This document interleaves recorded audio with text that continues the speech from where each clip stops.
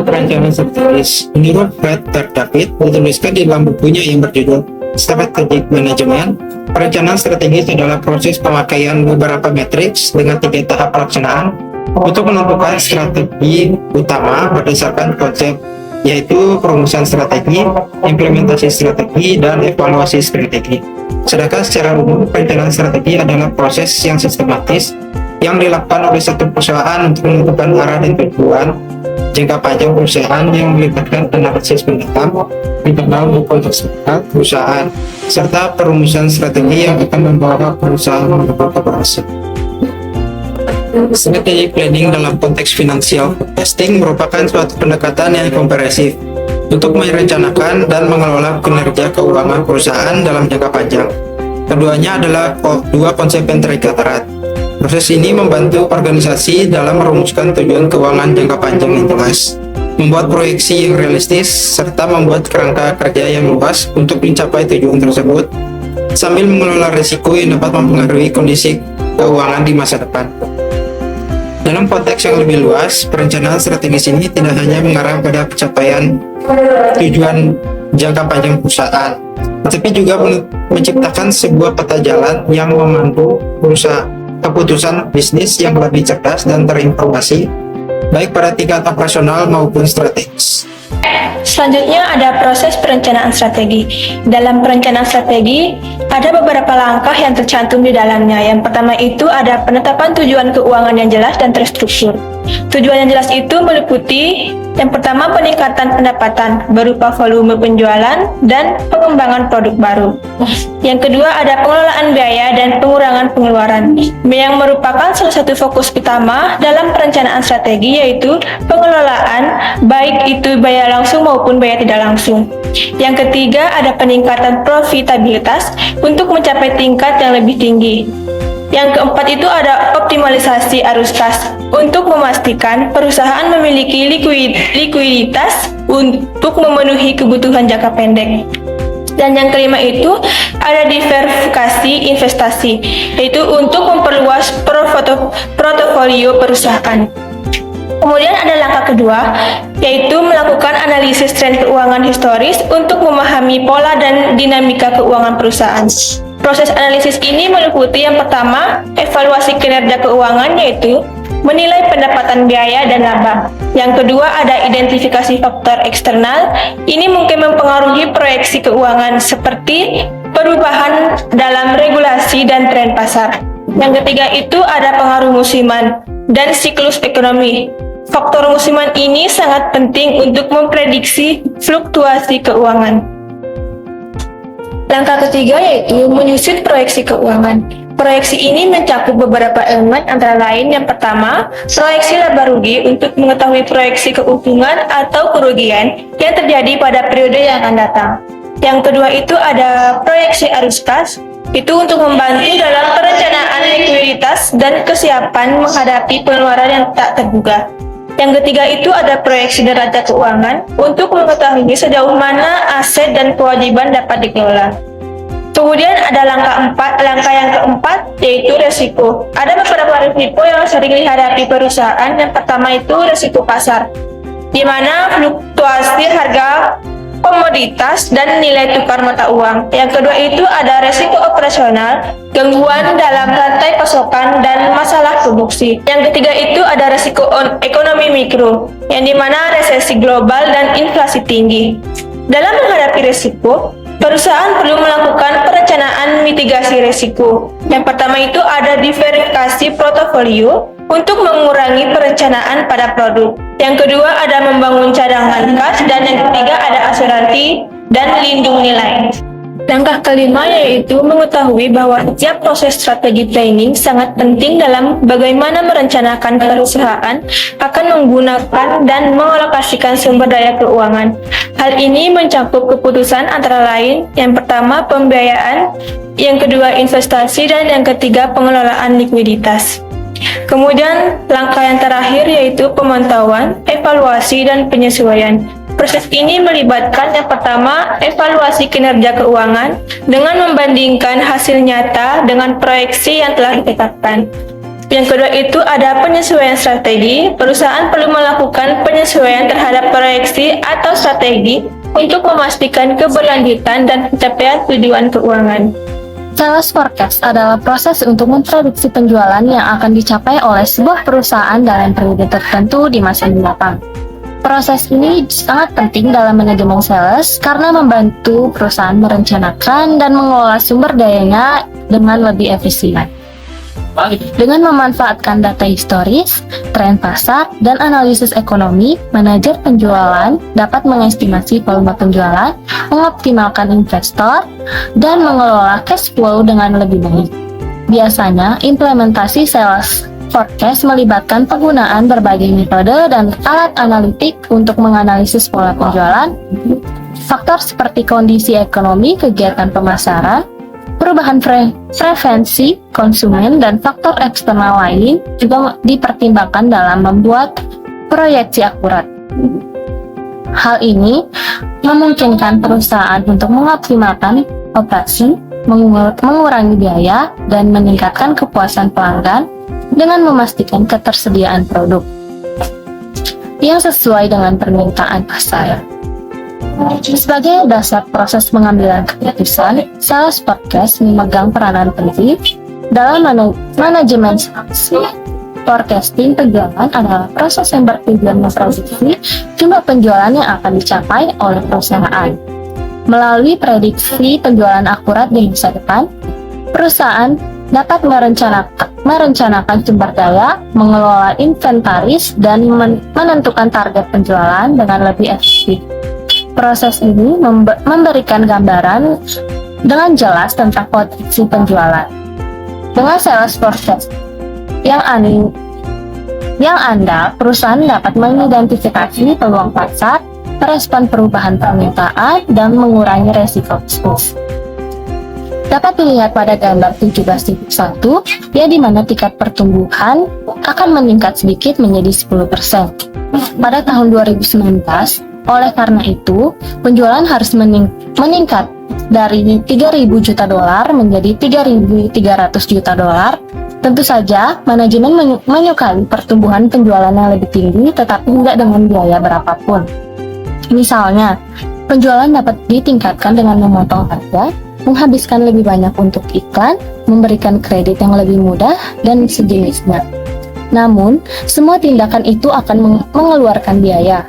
Selain itu, pertumbuhan penjualan tidak dapat terjadi tanpa peningkatan kapasitas secara bersamaan.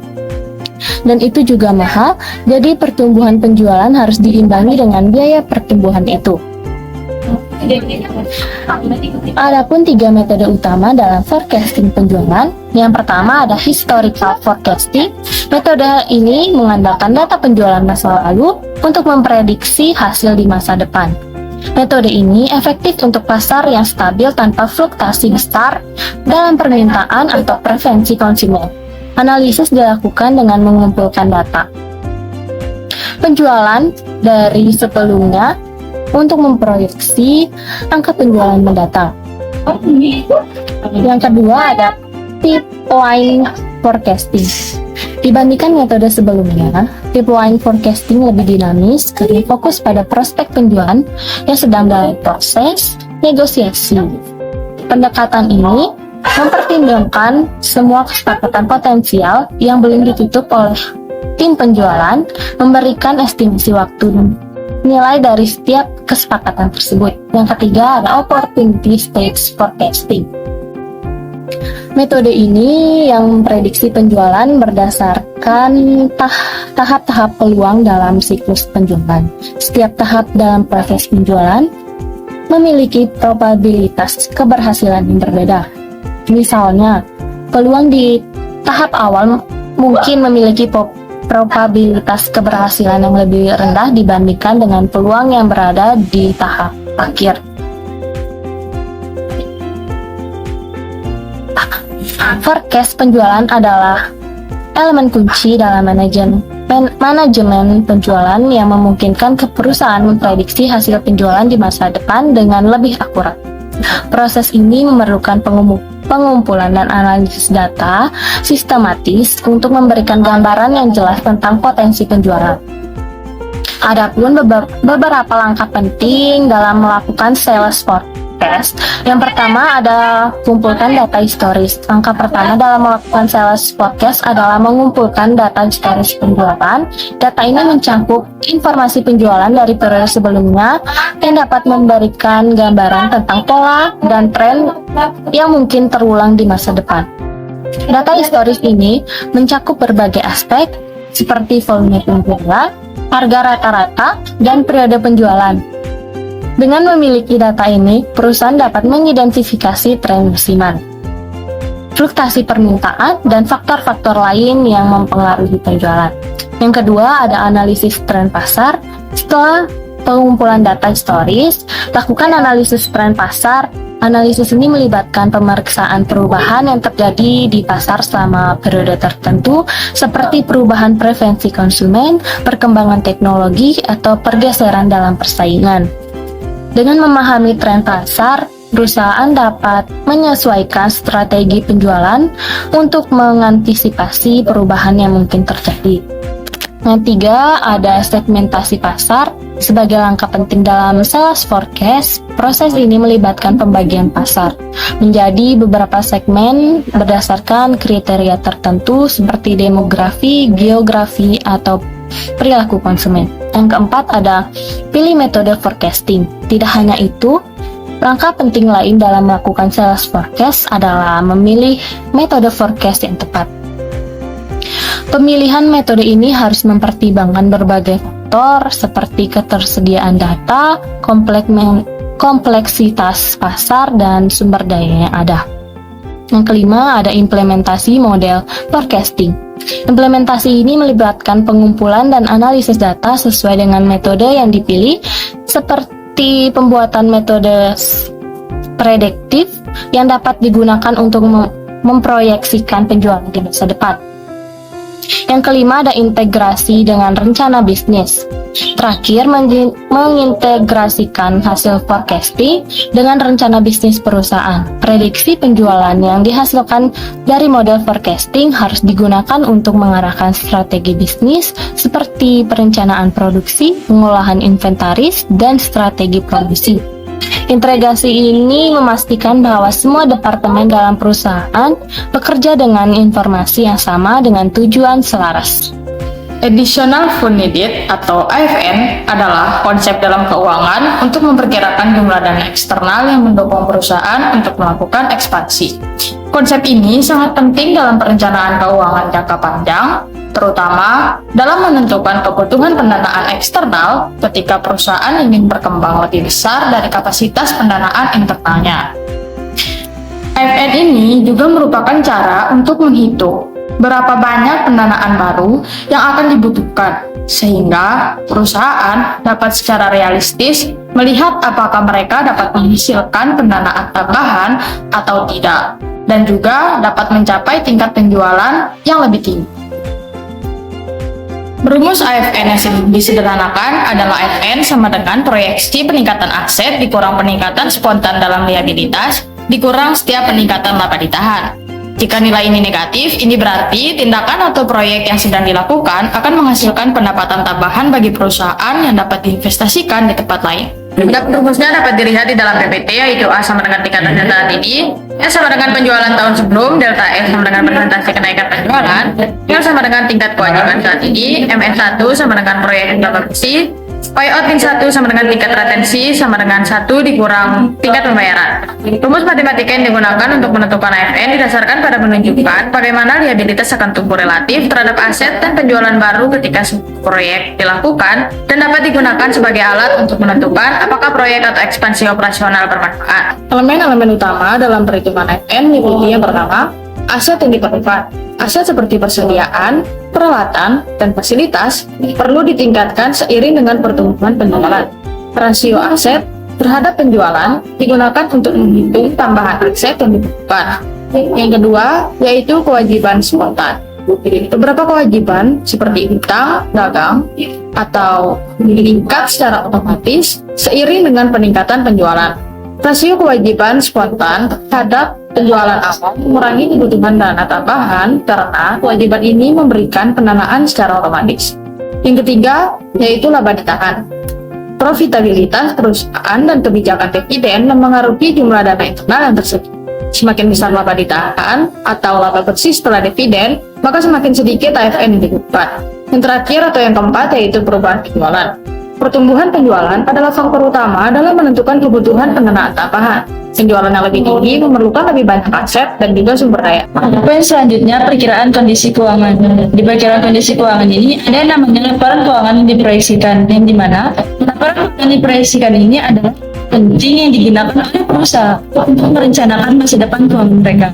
Laporan keuangan yang diproyeksikan ini digunakan untuk beberapa tujuan. Yang pertama, perencanaan keuangan. Perencanaan keuangan membantu manajemen merencanakan, mempersiapkan kebutuhan dana dan strategis bisnis untuk jangka panjang. Yang kedua, pengambilan keputusan. Pengambilan keputusan memberikan informasi yang diperlukan untuk pengambilan keputusan investasi, pendanaan, dan operasional. Yang ketiga, evaluasi kinerja. Evaluasi kinerja ini memungkinkan perbandingan antara proyeksi dan kinerja aktual, sehingga memudahkan evaluasi dan perbaikan strategi. Yang keempat, komunikasi dengan pemangku kepentingan. Komunikasi ini digunakan untuk menjelaskan rencana keuangan kepada investor, kreditur, atau pihak terkait lainnya. Selanjutnya, jenis laporan keuangan yang diproyeksikan. Laporan keuangan yang diproyeksikan biasanya terdiri dari 3 komponen utama. Yang pertama, proyeksi laporan laba rugi atau income statement. Laporan laba rugi yang diproyeksikan menggambarkan estimasi pendapatan, biaya, dan laba yang diharapkan oleh perusahaan dalam periode tertentu. Elemen-elemen utama dari laporan laba rugi yang diproyeksikan ada pendapatan, harga pokok penjualan, laba kotor, beban operasional, laba operasional, pendapatan dan beban non-operasional, pajak penghasilan, dan laba bersih. Yang kedua, proyeksi neraca. Neraca proyeksi memberikan gambaran tentang posisi keuangan perusahaan pada akhir periode proyeksi. Komponen utama dari neraca proyeksi ada aset, di mana aset ini terdiri dari aset lancar dan aset tidak lancar. Aset lancar, aset yang tidak dapat dikonversi menjadi uang kurang dari 1 tahun seperti kas, utang, dan persediaan. Sedangkan lancar, aset yang dimiliki untuk jangka panjang seperti properti, mesin, dan peralatan. Yang kedua ada kewajiban. Kewajiban ini terdiri dari kewajiban lancar dan kewajiban tidak lancar. Kewajiban lancar, kewajiban yang harus dilunasi dalam waktu kurang dari 1 tahun seperti utang usaha dan pinjaman jangka pendek. Sedangkan kewajiban tidak lancar, kewajiban jangka panjang seperti pinjaman jangka panjang dan obligasi yang diterima lebih dari 1 tahun. Yang ketiga ada ekuitas pemegang saham. Yang pertama, modal investor, dana yang diinvestasikan oleh pemegang saham. Selanjutnya, laba ditahan yang belum dibagikan sebagai dividen dan digunakan untuk investasi atau pengembangan lebih lanjut. Selanjutnya, dividen yang diumumkan. Jumlah dividen yang diperkirakan akan dibayarkan kepada pemegang saham. Yang ketiga, proyeksi laporan arus kas. Laporan arus kas proyeksi mencatat semua aliran kas masuk dan keluar yang diperkirakan selama periode tertentu. Hal ini terdiri dari 3 bagian utama. Yang pertama, arus kas dari kegiatan operasional. Proyeksi penerimaan kas dari pelanggan dan pembayaran kas atau biaya operasional seperti biaya gaji, bahan baku, dan sewa. Yang kedua, arus kas dari kegiatan investasi. Proyeksi pembelian atau penjualan aset tetap seperti properti, pabrik, dan peralatan. Selain itu, investasi dalam sekuritas jangka panjang atau anak perusahaan juga dicatat di sini. Yang ketiga, arus kas dari kegiatan pendanaan. Proyeksi kas yang diperoleh atau dibayar terkait dengan pendanaan seperti penerimaan utang, pembayaran pinjaman, dan pembayaran dividen kepada pemegang saham. Yang keempat, perubahan bersih dalam kas. Perubahan total kas berdasarkan selisih antara kas yang masuk dan kas yang keluar selama periode proyeksi. Adapun langkah-langkah penyusunan laporan keuangan diproyeksikan, yang pertama kita harus mengumpulkan data historis. Selanjutnya, identifikasi asumsi dan faktor eksternal, lalu proyeksikan pendapatan dan biaya, bangun model keuangan, lalu analisis sensitivitas, dan terakhir review dan validasi proyeksi. Terakhir, penggunaan laporan keuangan diproyeksikan.